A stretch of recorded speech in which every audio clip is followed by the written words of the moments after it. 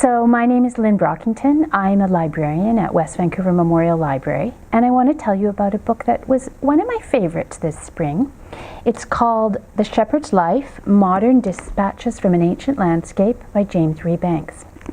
The front cover is very pretty. You see sheep grazing in a green field with a frisky sheepdog. The photographer is the author, James Rebanks, and if you want to see more of his photos, you can follow him on Twitter. However, I recommend you read his book, because then you'll really find out about his story, and it is so passionate and engaging. I'm going to read you a little bit of it.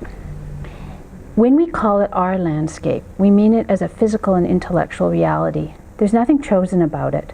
This landscape is our home, and we rarely stray far from it, or endure anywhere else for long before returning.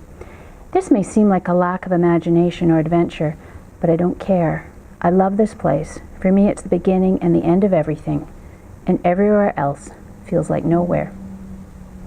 So the place is a hilltop farm in the Lake District in northwest England, and that land has been farmed by James Rebanks' father, his grandfather, and many generations before him. Rebanks actually left for a while. He went to Oxford and he did a degree in history, and then he went to work in London. But he chose to return and take up this life as a shepherd. And that's his story. So we have a lot of autobiographies in our library. We're bursting with them, and there's so many fascinating stories.